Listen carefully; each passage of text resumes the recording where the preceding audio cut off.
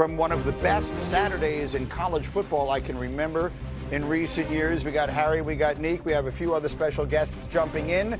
But it begins with Graziano, because as the Cowboys get set to play the Eagles a week from tonight in Philadelphia, Micah Parsons' watch remains in effect. The looming questions are many. Will he or won't he play? Will he or won't he be cleared by a doctor from whom he is seeking a second opinion? And maybe most significantly, is it possible he gets traded? You have been making calls like crazy, Graziano. What are we hearing right now?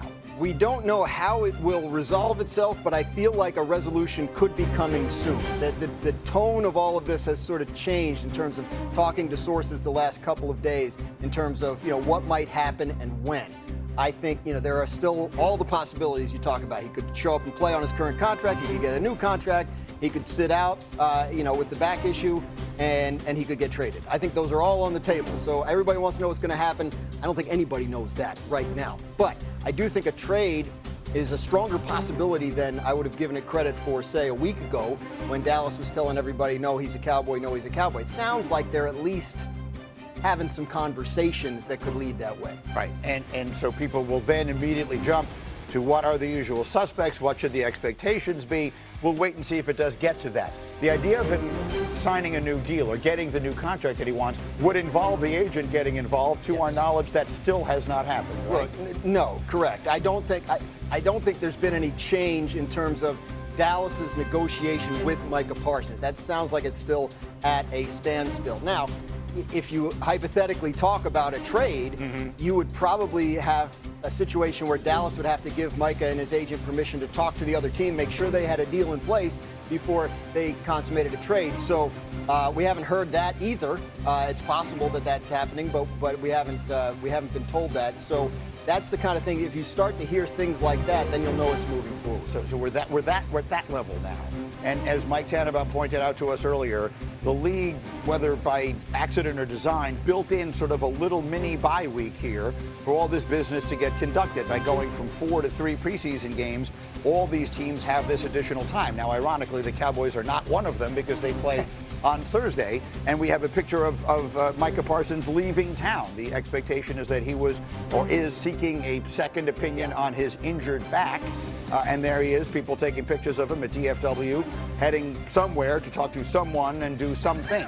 That's about as specific as I can be at this juncture. What do you think, Dominique? So I think what first comes to mind is like the rest of the players on the team, and like not necessarily that this is a distraction, but it is a type of player that's so important and so valuable that it changes the direction, the trajectory of what your franchise is doing. And so this is odd, unusual to have anything involving a player of that stature feel like it's in such limbo. This is as close as you can get to having some sort of quarterback drama without it being a quarterback. This changes whether you think you're going to be competitive for a championship in the next couple of years or not, which I assume that everyone in that building right now is thinking like, yeah, we're trying to make a run. Maybe other people don't think that, but they believe that they're trying to make a run in the next couple of years. If Micah goes away, depending on what you get back and anybody else like growing or getting better, he goes away, that really reduces that opportunity for that team. Well, so here's the thing, though, right? You can get all the draft picks you want. There's not a guarantee that you're going to hit on those draft picks. What we do know is guaranteed is Micah Parsons going out there being a game wrecker, being someone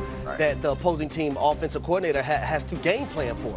We do know that. That's the only downside to this, in my opinion. And also from a cap standpoint, not having, so much of your roster front loaded. But at the same time, it's not a guarantee that whatever you receive back is going to be a home run hitter. It's almost a guarantee that it's not. Exactly, that's my point.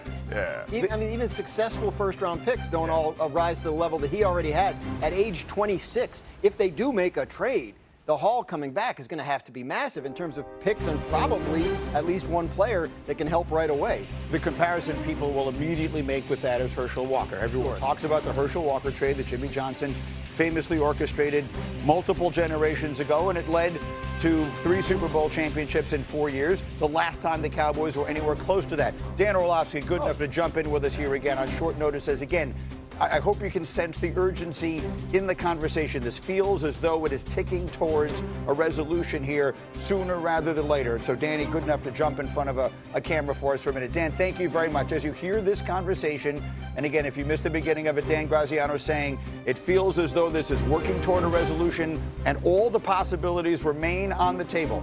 The unlikely one that he does get a new deal, the slightly more likely one, I guess, that he plays on his current deal, and suddenly a real possibility that he could be traded. What's your reaction to all of it, Dan?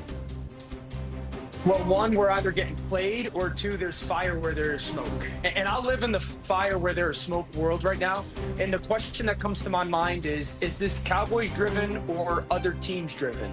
Is this the Cowboys getting to a point where, and I don't know if you guys heard and saw Jane Slater on Pat McAfee's show yesterday, and she made the comment, and I don't want to put words in her mouth or whatnot, but she made the comment that while Mike is not somebody that gets in trouble like off the field, he's a nuisance in the locker room part to him.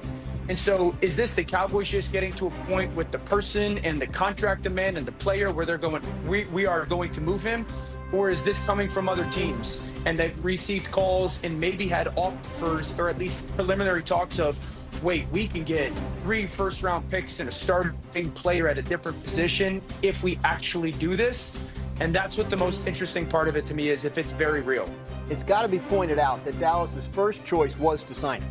That Jerry Jones is not kidding when he says he wanted to sign him back in March and felt like he made a really strong offer and felt like they had a deal. So you get to a point now where it's like, if you're convinced he's not going to play for you, right? Or if you're convinced that you've just gotten to the point where, hey, this isn't worth dragging this out anymore, maybe we should take some of these teams' calls. That may be where they've went. I think any of us who've been around this league for a while have heard like the nuisance in the locker room things before, which it feels like maybe it's true.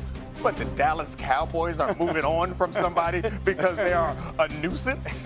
Like, that to me seems like that is like spin after they do something. Like, oh, but we didn't really love him anyway. Come on. The Cowboys is a man who did a top 10 quarterbacks list on his podcast, did not include his own quarterback, and no one said or did anything about it. The idea that just now they woke up this morning and said, you know what, maybe this guy isn't worth the trouble, after Jerry Jones himself acknowledges, I negotiated a new deal with him and the agent told me to stick it you know where. I mean, the bottom line of it is this. If they trade him, they can say whatever they want. The actions demonstrate this was not what they wanted to do, that they found themselves in this place, at least in part, because of the ego of their owner, a person whom I have generally supported over the many years, have found to be a fascinating person, and I've had great respect for. If they wind up trading him at this point, it will be one of the most embarrassing little episodes in recent NFL memory, because it will literally, there is no way to explain it other than the emotional hurt feelings, the petulance, if you will, of the people directly involved. There is no other way because they have tried to make a deal with him too many times. Well, think about the real raw emotions that the fans of not only the Dallas Cowboys, but the Dallas Mavericks would have gone through. With the Luka trade and now Micah Parsons. That's a good point. We've traded. Oh, my goodness. We have Luka Doncic and Micah Parsons in the same city, and they could both get traded in like a 6-month span. It's pretty remarkable if you think about it. Orlovsky, get back in here. Yeah, but just imagine Micah Parsons chasing down Patrick Mahomes in the AFC Championship game, or having to chase down Lamar Jackson in the AFC Championship game, or Josh Allen. That's if I was those teams, if I'm the Buffalo Bills or the Baltimore Ravens, and you are at least publicly hearing that this may be getting closer to a reality, you're just in meeting rooms on the phone going, how do we make this happen? And I know that there's been a lot of rumors attaching him to the Green Bay Packers. If you're the Detroit Lions, can you not get into this conversation? Are you not entertaining being a part of that? I would not be surprised if it's the Philadelphia Eagles. I would not be surprised if it's the Washington Commanders. So again, living in this world where there's some reality to this, there's 6 or 7 teams that legitimately, every team matters, no question when it comes to this, but 6 or 7 teams that you would be sitting there having the conversation. And let's go back, Greeny. I remember doing this show, I want to say 6 months ago, and we all to a person said, it's basically impossible for them to have paid Dak what they paid him and the cap hit that he has, have paid CeeDee Lamb what they paid him, and to give Micah Parsons the amount of money that he's going to command. And so the Cowboys, whether we like it or not, and whether we think the X of the player or not, there is a financial part of this that they say, can they really allocate that much money to those three players and think they can even have somewhat of a competitive football team when you compare it to the Eagles? Yeah, I think they were ready to do a contract, so they know they could fit him under the cap. I think your point is, then what else do they have? Do they have to patch it together with young guys? I think I can say with some degree of confidence that it will not be the Eagles or the Commanders. You're right. Yeah. That it will not be a team that they have to play against twice a year. But yeah, I do start to wonder as this goes on if other teams would try to get involved and maybe drag this out a little bit more. And that may be why it feels like we're getting toward a conclusion. I love the Buffalo Bills. Yeah. To have him as an edge rusher trying to chase down Patrick Mahomes, the team and the guy that has been a dark cloud over your organization 4 times in the playoff setting. Like if you're Sean McDermott in that front office, you have to go for the gusto. But I think, Nick, you said earlier, there isn't a team in the NFL that wouldn't bend over backwards, wouldn't move heaven and earth, wouldn't do anything they could. I understand that, but my point is, piece that gets you there, right? Take any team that feels as though they're reasonably close. Yeah. Micah Parsons is that piece. What's the most important position? Quarterback. After that, we tend to think tackle or end. Do you want a future Hall of Famer at that position? Hell yeah. Who's young is going to get, absolutely everyone is looking at that very seriously. And the Cowboys, I think we talk a lot about Jerry Jones' ego. He also cares about the way that he's perceived. We saw that multiple times in that documentary. I don't know how he comes out of this not being perceived as losing this situation, right? Because if Micah leaves, that's not success. If Micah doesn't play, that's not success. The funny thing is, swallowing his pride and paying Micah what we think he deserves is the only way that I think we come out of this saying, wow, Jerry Jones really did a nice job there. But then, Dom, he's going to lose the business deal. That's the thing. Then he loses the business